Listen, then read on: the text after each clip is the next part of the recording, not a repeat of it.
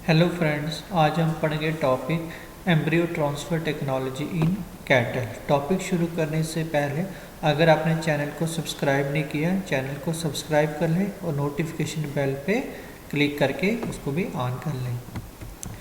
What is embryo transfer? जो हम embryo transfer बात करें, एक्चुअली ये एक पूरा प्रोसेस होता है। उस प्रोसेस का ये एक स्टेप होता है, ठीक है, जिस पे हम एक्चुअल में क्या करते हैं कि एक फीमेल के रिप्रोडक्टिव ट्रैक, जिसको हम डोनर फीमेल कह रहे हैं, वहाँ से एम्ब्रियो को रिमूव करते हैं और किसी दूसरे फीमेल के रिप्रोडक्टिव ट्रैक या जिसको हम रेसिपिएंट फीमेल कह रहे हैं, उसके अंदर हम क्या करते हैं, ट्रांसफ़र कर देते हैं। मतलब एक फीमेल से एम्ब्रियो को कलेक्ट करना और किसी दूसरी फीमेल के रिप्रोडक्टिव ट्रैक पे उसको क्या कर देना, ट्रांसफ़र कर देना, ठीक है। ये टेक्निक ये स्टेप कौन सा होता है, एम्ब्रियो ट्रांसफ़र का, ठीक है।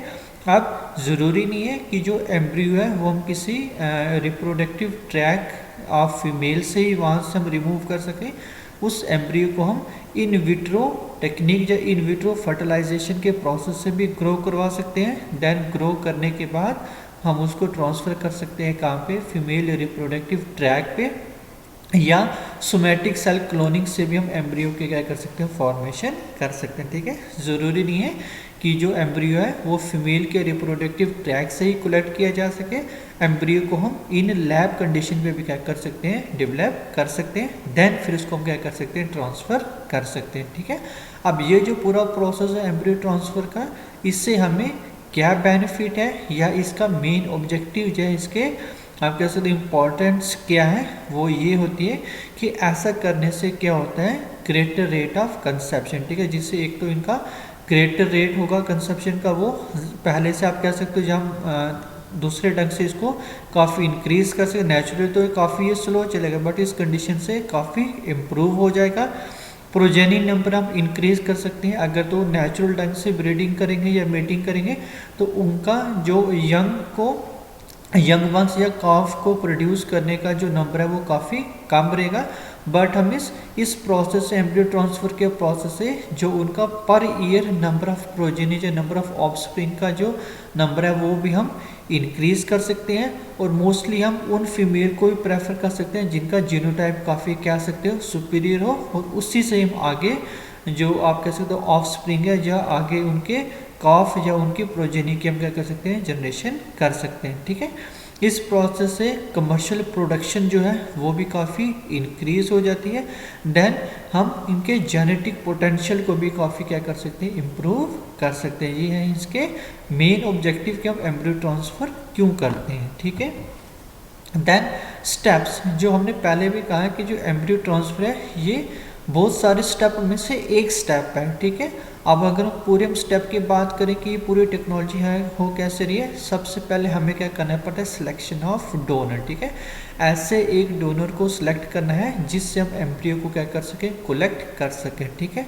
देन उसके बाद सेकंड स्टेप आता है इंडक्शन ऑफ सुपर ओव्यूलेशन। जिस डोनर फीमेल को हम कलेक्ट कर रहे हैं या सिलेक्ट करें, उसके अंदर हमने क्या करना है, सुपर ओव्यूलेशन की कंडीशन लानी है। What is super ovulation? Super ovulation वो हो गया जिसपे एक ही स्ट्रेस साइकिल पे हम लार्ज नंबर ऑफ एग्स को क्या कर सके, ओव्यूलेट करवा सकें, ठीक है। देन उसके बाद रिकवरी ऑफ एम्ब्रियो। देन उसके बाद आप कह सकते हो कि इससे पहले एक और स्टेप भी हम ऐड कर सकते हैं कि इंसेमिनेशन ऑफ काउ। जब इंसेमिनेशन होगी देन वहाँ पे फिर एम्ब्रियो की फॉर्मेशन होगी। एम्ब्रियो को वहाँ से रिकवर करना है, रिकवर करने के बाद उसको इवेलुएट करना है। उस इवेल्यूएशन के बाद फिर जिस फीमेल के अंदर हमने उसको ट्रांसफ़र करना है वो रेसिपिएंट फीमेल को सिलेक्ट करना है। देन फाइनली हमने ट्रांसफ़र कर देना है एम्ब्रियो, ठीक है। फर्स्ट स्टेप हमने कहा कि कौन सा होता है, selection of the donor cow. हमने उस काउ को सिलेक्ट करना है जो एक्ट करेगी एज ए डोनर, मतलब कि जहाँ से हमने एम्ब्रियो को क्या करना है, रिमूव करना है, ठीक है। अब हम ऐसे भी किसी काउ को डोनर नहीं ले सकते। डोनर काउ होने के लिए उसके पास कुछ क्वालिटीज़ होनी चाहिए। उन क्वालिटीज़ को देखते हुए ही हम किसी काउ को एज ए डोनर काउ क्या करेंगे, सिलेक्ट करेंगे, ठीक है। फर्स्ट ऑफ ऑल जो मेजर करेक्टरिस्टिक है कि वो रिप्रोडक्टिवली साउंड होनी चाहिए, मतलब कि उसका रिप्रोडक्टिव ट्रैक पूरी तरह से फंक्शनल होना चाहिए, किसी भी तरह का कोई डिसऑर्डर या डिजीज नहीं होनी चाहिए, ठीक है। देन उसके अलावा और भी बहुत सारे करेक्टरिस्टिक्स हम देखते हैं डोनर काउ के अंदर कि उनका जो स्ट्रेस साइकिल है वो बिल्कुल रेगुलर होना चाहिए, किसी भी तरह की कोई वहाँ पे प्रॉब्लम नहीं होनी चाहिए, ठीक है। जो उनका ब्रीडिंग पर कंसेप्शन है वो मोर देन 2 नहीं होना चाहिए, ठीक है। देन जो पहले उस जो डोनर काउ को जो पहले काफ जो उसने जिनको बर्थ दी है उनके बीच में कितना टाइम का गैप होना चाहिए, नियर अबाउट 365 डेज, जिसको हम नियर अबाउट 1 ईयर कह सकते हैं, ठीक है। Then no parturition difficulties, parturition मतलब हो गया कि बर्थ देना है जब वो यंग वंस को, वो प्रोसेस जिससे यंग वन का बर्थ होता है। बर्थिंग प्रोसेस में किसी भी तरह की आप कह सकते हो कि डिफ़िकल्टी उसको नहीं होनी चाहिए। ये हमें कैसे पता चलेगा कि इससे पहले जो उसने जो यंग वंस को बर्थ दिया होगा क्या वो नॉर्मल ढंग से हुए या किसी तरह की उस पर कोई डिफ़िकल्टी या कोई प्रॉब्लम आई। अगर नहीं आई होगी इट मीन्स कि उनकी पार्चुरेशन में किसी तरह की कोई डिफ़िकल्टीज नहीं है, ठीक है। रिप्रोडक्टिव इरेगुलरिटीज़ नहीं होनी चाहिए, ठीक है। और किसी भी तरह का कोई जेनेटिक डिफेक्ट उस काऊ के अंदर नहीं होना चाहिए, ठीक है। ये जब हम क्राइटेरिया उसके अंदर देखते हैं या ये जब हमें डिज़ायर्ड रिजल्ट मिलेंगे तभी हम किसी पर्टिकुलर काउ को एज ए डोनर क्या करेंगे, सिलेक्ट करेंगे, ठीक है। देन उसके बाद और क्या होना चाहिए कि जो काउ है जिसको हम डोनर ले रहे हैं वो उसका जो न्यूट्रिशन लेवल है वो बिल्कुल मेंटेन होना चाहिए, ठीक है। किसके हिसाब से, जितना उसका साइज होगा उसी हिसाब से उसका न्यूट्रिशन फिक्स होना चाहिए और उसके जो मिल्क प्रोडक्शन है उसके भी हिसाब से जो उनका न्यूट्रिशन लेवल है वो बिल्कुल अप्रोप्रिएट होना चाहिए, ठीक है। मतलब कि जो काउ है उसकी फीडिंग हैबिट, किस तरह का हम फूड उसको दे रहे हैं, कितना उसका बॉडी साइज है, क्या रेशियो में हम दे रहे हैं, वो सारा उनका एक प्रॉपर लेवल पे क्या होना चाहिए, मेंटेन होना चाहिए, ठीक है। देन एक और कंडीशन कि जो काउ ले रहे हैं वो ना तो ज़्यादा ओबेस, मतलब ना तो वो ज़्यादा मोटी है, ज़्यादा हेल्दी होनी चाहिए, ठीक है, ना ही ज़्यादा वो थिन पतली होनी चाहिए, ठीक है। क्योंकि इन दोनों प्रोसेस से क्या हो सकता है, उसकी जो फर्टिलिटी है वो रिड्यूस्ड हो सकती है, ठीक है। देन उसके बाद जो है जब हम जो भी काउ डोनर लेंगे एज ए वो हमेशा आप कह सकते हो मीडियम कंडीशन पे होनी चाहिए, ना तो ज़्यादा हेल्दी होनी चाहिए, मोटी होनी चाहिए, ना ही ज़्यादा वो थिन होनी चाहिए, ठीक है। ये था इसका फर्स्ट स्टेप। सेकंड स्टेप अब आ जाएगा सुपर ओव्यूलेशन, ठीक है। सुपर ओव्यूलेशन में पहले कहा कि ये वो कंडीशन होती है जिसपे हम एक ही स्ट्रेस साइकिल पे रिलीज करते हैं मल्टीपल ऑफ एग्स, ठीक है। और ये हम आर्टिफिशियली करवाते हैं उनको डिफरेंट आप कह सकते हो हार्मोन्स के इंजेक्शन देके, और वो हार्मोन का इंजेक्शन कौन सा होता है, फॉलिकल स्टिमुलेटिंग हार्मोन, ठीक है। जब ये हम उसको इंजेक्शन देंगे उसमें क्या होगा कि जो उसका फॉलिकुलर की डेवलपमेंट है वो काफ़ी तेज़ हो जाएगी, जिससे वो लार्ज नंबर ऑफ एग्स को क्या कर सकेगा, प्रोड्यूस या वहाँ से ओव्यूलेट करवाएगा या रिलीज करवाएगा, ठीक है। देन FSH के ट्रीटमेंट के बाद उसको हम क्या देंगे, एक प्रोस्टाग्लैंडिन का इंजेक्शन, ठीक है। ये भी क्या करेगा, इसके आप कह सकते हो कि जो इसके सुपर ओव्यूलेशन के प्रोसेस में ये क्या करेगा, हेल्प करेगा, ठीक है। अब ये इंजेक्शन कैसे देने हैं, जो FSH का इंजेक्शन होगा वो हम उसको ट्वाइस डेली देंगे फॉर 4 डेज, ठीक है। और कब से 4 डेज शुरू होने चाहिए, एट द मिडल और near the end of the normal stress cycle, ठीक है। और जैसे 4 डे पे ये FSH की प्रिपरेशन या इंजेक्शन खत्म हो जाएगी तब हम उसको क्या देंगे, 4th डे पे प्रोस्टाग्लैंडिन का इंजेक्शन, ठीक है। देन तीसरा स्टेप आ जाता है इंसेमिनेशन ऑफ द काउ। जब वहाँ पे सुपर ओव्यूलेशन मतलब वहाँ पे जब मल्टीपल नंबर्स ऑफ एग्स क्या होंगे, रिलीज होंगे। अब यहाँ पे क्या होना है कि हमने वहाँ पे स्पर्म को इंट्रोड्यूस करना है उस डोनर काउ के रिप्रोडक्टिव ट्रैक पे, ताकि जो मल्टीपल ऑफ एग्स वहाँ से रिलीज हुए अब वो क्या हो सके, फर्टिलाइज हो सके, ठीक है। इसके लिए हम क्या करते हैं, आर्टिफिशियल इंसेमिनेशन के प्रोसेस से क्या करेंगे, जो सेमन या स्पर्म होंगे उनको हम ट्रांसफ़र करेंगे उनके रिप्रोडक्टिव ट्रैक में, और रिप्रोडक्टिव ट्रैक में फिर वो क्या करेगा, जो सेमन होगा जो स्पर्म है वो जितने भी मल्टीपल ऑफ एग्स उनको क्या कर देगा, वो फर्टिलाइज कर देगा, ठीक है। और ये हम किस तरह से आप कह सकते हो इंसेमिनेट करेंगे, एट 12 24 और 36 hour after the onset of the standing oestrus cycle का जो इनका पीरियड होगा उस पर हम इस टाइम के गैप पे हम क्या इंट्रोड्यूस करेंगे उसके अंदर सेमन, जिससे क्या होगा जो उनका नंबर ऑफ फर्टिलाइजेशन रेट है वो काफ़ी क्या होगा इनका इंक्रीज हो जाएगा। ठीक है, देन फ्लशिंग दी एम्ब्रियोज। अब क्या हो गया, सबसे पहले हमने डोनर काउ को ले लिया, देन उसके बाद उसको सुपरओवुलेट करवा दिया, उन एग्स को फिर हमने फर्टिलाइज करवा दिया और फर्टिलाइज्ड एग से क्या बन जाएगा एम्ब्रियो। ठीक है, अब हमने उनके रिप्रोडक्टिव ट्रैक से उन एम्ब्रियोज को क्या करना है, रिमूव करना है। ठीक है, अब रिमूव करने के लिए दो प्रोसेस हम यूज़ कर सकते हैं, या तो सर्जिकली कि वहाँ से हम कोई कट वगैरह लगा के एम्ब्रियो को कलेक्ट करें, या नॉन सर्जिकली। ठीक है, मोस्टली हम कौन सा प्रेफर करते हैं मेथड, नॉन सर्जिकली। ठीक है, वो किस तरह से होगा कि हम एक स्मॉल सिंथेटिक रबड़ कैथेटर है वो इसके रिप्रोडक्टिव ट्रैक सर्विक्स से क्या करेंगे, इंटर करेंगे। ठीक है, और ये कहाँ तक एक्सटेंड करेंगे, इसका आप कह सकते हो कि यूट्रस वाले पार्ट तक। ठीक है, जहाँ से यूट्रस वाला पार्ट इसका शुरू हो रहा है वहाँ तक हम इसको क्या करेंगे, इंसर्ट करेंगे। ठीक है, देन उसके बाद इसमें क्या होता है कि ये जो इसका एक इनलेट होगा, यहाँ से हम फ्लूइड को अंदर की तरफ लाएंगे जो यहाँ से फिलअप होगा, और दूसरा होता है इसका कौन सा, आप कह सकते हो फ्लूइड आउट, मतलब एक तरफ से जो फ्लूइड इंटर हो रहा है वो यहाँ से अंदर की तरफ जा रहा है और दूसरी तरफ से यहाँ से बाहर की तरफ आएगा, जहाँ से हम फ्लूइड को क्या करते रहेंगे, कलेक्ट करना शुरू कर देंगे। ठीक है, अब ये जो फ्लूइड है ये मोस्टली होती है सलाइन सोल्यूशन। इसको हम क्या करते हैं कि जैसे यहाँ से हम प्रेशर से यहाँ से इस फ्लूइड को इसके रिप्रोडक्टिव ट्रैक में लाएंगे तो जो एम्ब्रियो यहाँ पे सेटल्ड होंगे वो उसके साथ क्या हो जाएंगे, डीअटैच होके उसी फ्लूइड के साथ फ्लश होके वो ये बाहर की तरफ यहाँ से बाहर आना शुरू हो जाएंगे फ्लूइड के साथ। और फाइनली हमने यहाँ पे एक फिल्टर, एक मेम्ब्रेन लगाई होती है या फिल्टर होता है, जिससे क्या होगा फ्लूइड नीचे की तरफ सारा सेटल डाउन हो जाएगा और एम्ब्रियो यहाँ पे क्या हो जाएंगे, कलेक्ट होना शुरू हो जाएंगे। ठीक है, और ये प्रोसेस हम बड़ा केयरफुली करते हैं कि ताकि किसी भी तरह से इस कैथेटर ट्यूब से उसके रिप्रोडक्टिव ट्रैक पे किसी तरह का कोई डैमेज ना हो। ठीक है, और ये प्रोसेस कैसे होगा, with the help of small synthetic रबड़ कैथेटर जो इसकी सर्विक्स से इंटर होके यूट्रस तक एक्सटेंड करेगा।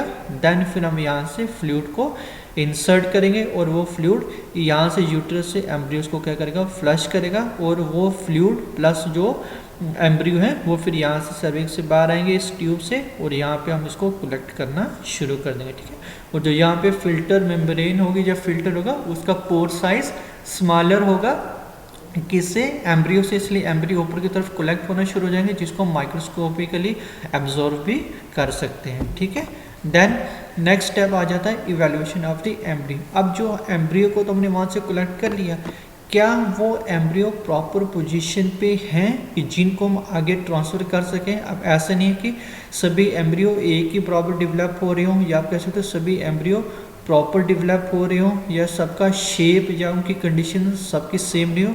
हर एक एम्ब्रियो सेम भी हो सकता है और वहाँ पे वो वेरी भी कर सकते हैं। ठीक है, और वही चीज़ हमने वहाँ पे क्या करनी है, एब्जर्व करनी है। ठीक है, अब किस क्राइटेरिया पे हम उसको इवेलुएट करेंगे, first regularity of the shape of the embryo, जितने भी हमने एम्ब्रियो को कलेक्ट किया उनकी शेप प्रॉपर या रेगुलर है कि नहीं है, उनके जो ब्लास्टोमेर्स हैं क्या वो पूरे कम्पैक्ट हैं या वो लूज हैं, ब्लास्टोमेर जो उनके डिवाइडिंग सेल्स जो वहाँ पे बन रहे हैं वो बिल्कुल कम्पैक्टनेस पे हैं कि नहीं है, वेरिएशन इन सेल साइज, जो एम्ब्रियो हमने कलेक्ट किया उनका सेल साइज में कितना वेरिएशन आ रहा है, कैसा वेरिएशन आ रहा है। ठीक है, देन उनके कलर और टेक्सचर ऑफ द साइटोप्लाज्म कैसा है, overall diameter of the embryo क्या है, रेगुलरिटी ऑफ जोना पेलुसिडा किस तरह से है वहाँ पे। ठीक है, प्रेजेंस ऑफ वेजिकल्स वहाँ पे उनके साइटोप्लाज्म पे हैं कि कैसे हैं, मतलब ये सारे हम क्राइटेरिया लेंगे किसके लिए, उस एम्ब्रियो को इवेलुएट करने के लिए। ठीक है, ये क्राइटेरिया, इसके अलावा और भी बहुत सारे क्राइटेरिया हैं, वो हम कैसे कर सकते हैं कि एम्ब्रियो को हम क्लासीफाई कर सकते हैं according to this subjective criteria. ठीक है, अगर हमने उसको ग्रेड 1 दिया इट मीन्स कि वो एक्सलेंट और गुड कंडीशन पे है, अगर ग्रेड 2 दिया मतलब वो फेयर कंडीशन पे है, ग्रेड 3 दिया वो पुअर है, और अगर ग्रेड 4 दिया इसका मतलब वो डेड या डिजेनरेटिंग, मतलब कि ये वो आगे डन प्रॉपर ढंग से अगर हम उसको ट्रांसफ़र कर दें तो वो वहाँ से आप कह सकते हो कि पूरी तरह से वहाँ पे डेवलप नहीं हो पाएगा, ठीक है। और मोस्टली हम ग्रेड 1 और ग्रेड 2 वाले कंडीशन के ही एम्ब्रियो को आगे हम क्या करते हैं, ट्रांसफ़र करते हैं, ठीक है। 3 और 4 को मोस्टली एक्सक्लूड कर देते हैं, ठीक है। एक और क्राइटेरिया हम लेते हैं कि एम्ब्रियो की स्टेज ऑफ डेवलपमेंट के बेसिस पे कि उसको हम किस तरह की क्वालिटी में ला सकते हैं। अगर स्टेज 1 होगा इसका मतलब वो अनफर्टिलाइज्ड था, अगर स्टेज 2 होगा तो वो 2 to 12 सेल स्टेज पे होगा, स्टेज 3 होगा मतलब वो अर्ली मारूला, देन फिर मारूला, स्टेज 5 अर्ली ब्लास्टोसिस्ट, स्टेज 6 होगा तो मतलब वो ब्लास्टोसिस्ट स्टेज पे है, 7 होगा तो एक्सपेंडेड ब्लास्टोसिस्ट, 8 होगा तो हैज्ड ब्लास्टोसिस्ट और 9 होगा तो एक्सपेंडेड हैज्ड ब्लास्टोसिस्ट। मतलब ये वो स्टेजेस हैं उसके डेवलपमेंट की कि किस स्टेज पे हमने उसको डोनर काउ से क्या किया है, रिमूव किया है, ठीक है। देन इस कंडीशन पे अगर हम एम्ब्रियो को ट्रांसफ़र करेंगे तो मोस्टली हम स्टेज 4, स्टेज 5, स्टेज 6 को ही प्रेफर करते हैं, जो आगे सक्सेसफुली एक आप कह सकते हो कि पूरा एम्ब्रियो की डेवलपमेंट कंप्लीट होने पे वो रिस्पॉन्सिबल हो सकते हैं, ठीक है। Then selection and preparation of recipient female, ये तो वो प्रोसेस हो गया, पहले डोनर काउ को सिलेक्ट करना, देन एम्ब्रियो को कलेक्ट करना, अब हमने एम्ब्रियो को क्या करना है, ट्रांसफ़र करना है, ठीक है। जिस तरह से हमने डोनर काउ के अंदर देखा था कि कुछ क्वालिटीज़ होनी चाहिए तभी हम डोनर एज ए काउ को सिलेक्ट करेंगे, इसी तरह से जिसके अंदर हमने एम्ब्रियो को ट्रांसफ़र करना है मतलब रेसिपिएंट फीमेल है, उसके अंदर भी कुछ क्वालिटीज़ होनी चाहिए जो आप कह सकते हो हम देखेंगे तभी हम उसको चूज़ करेंगे as a recipient female, otherwise हम किसी और को सिलेक्ट करेंगे, ठीक है। सेम वही कि वो भी क्या होने चाहिए, रिप्रोडक्टिवली साउंड होने चाहिए, एग्जिबिट कार्विंग ईज मतलब जो वो किसी भी अपने यंग वन को बर्थ दे उसमें किसी तरह की कोई प्रॉब्लम नहीं होनी चाहिए, ठीक है। उसकी मिल्किंग कंडीशन गुड होनी चाहिए, मदर एबिलिटी उसकी अच्छी होनी चाहिए, ठीक है। देन वो भी प्रॉपर प्लेन ऑफ न्यूट्रिशन पर होनी चाहिए, ठीक है। जो उसका न्यूट्रिशन लेवल है वो बिल्कुल मेंटेन्ड होना चाहिए, ठीक है। देन उसके अलावा सबसे इम्पॉर्टेंट जो स्टेप है डेट वन इज़ सिंक्रोनाइजेशन, ठीक है। What is synchronisation? अब ऐसा नहीं है कि हमने जिस डोनर फीमेल से हमने एम्ब्रियो को रिमूव किया तो किसी हमने रेसिपिएंट फीमेल पर डाल दिया, ऐसा नहीं होना चाहिए। जो डोनर काउ का ईस्टर साइकिल है और रेसिपिएंट फीमेल का ईस्टर साइकिल ये दोनों सेम चलने चाहिए, ठीक है। मतलब वो उन पे सिंक्रोनाइजेशन होना चाहिए, ठीक है। अब ऐसा नहीं है कि हमने जिस ईस्टर स्टेज के किसी एक डेज से हमने वहाँ से एम्ब्रियो को कलेक्ट कर लिया और किसी ईस्टर साइकिल के किसी और डेज पे हमने रेसिपिएंट फीमेल के अंदर क्या कर दिया, ट्रांसफ़र कर दिया, ठीक है। मतलब आप ये कह सकते हो कि जो रेसिपिएंट फीमेल का रिप्रोडक्टिव ट्रैक है वो रिसेप्टिव स्टेज पे भी होना चाहिए एम्ब्रियो को रिसीव करने के लिए। अगर वो उसका ईस्टर साइकिल पे अभी रिसेप्टिव स्टेज है ही नहीं है एम्ब्रियो को रिसीव करने की, अगर हम आर्टिफिशियल एम्ब्रियो को ट्रांसफ़र कर भी देंगे तो एम्ब्रियो वहाँ पे डेवलप नहीं हो पाएगा। क्यों? क्योंकि वहाँ पे यूट्रस पूरी तरह से डेवलप नहीं होगा, या जो और कंडीशन उस एम्ब्रियो को वहाँ पे डेवलप होने के लिए चाहिए वो वहाँ पे मेंटेन पूरी तरह से नहीं होंगी। इसलिए हम डोनर और रेसिपिएंट फीमेल को कि जो ईस्टर साइकिल को हम क्या कहते हैं, सिंक्रोनाइज करते हैं आर्टिफिशियल ढंग से, जिससे क्या हो सके कि इन दोनों के जो ईस्टर साइकिल चाहे रिप्रोडक्टिव साइकिल है वो सेम एक या दो डेज के आगे पीछे के वो सिंक्रोनाइज होना वो शुरू हो जाए, ठीक है। जिससे अगर हम एम्ब्रियो को ट्रांसफर करें तो उसके पास वो पूरी कंडीशन होनी चाहिए रिप्रोडक्टिव ट्रैक में कि वो एम्ब्रियो को वहाँ पे वो रिसीव करे और उसकी डेवलपमेंट को आगे की तरफ चलाना वो शुरू कर दे, ठीक है। देन लास्ट है फिर कौन सा आ जाता है इसका, ट्रांसफर ऑफ दी एम्ब्रियो। अब हमने क्या करेंगे, जो हमने एम्ब्रियो फिल्टर मेम्ब्रेन पे कलेक्ट किया देन फिर उसको इवेलुएट कर दिया, इवेलुएट करने के बाद जो ग्रेड अच्छे का एम्ब्रियो होगा उसको हम ट्रांसफ़र करेंगे, ठीक है। कैसे करेंगे कि हम एक इंसेमिनेशन स्टॉल लेंगे 1.4 ml की, ठीक है।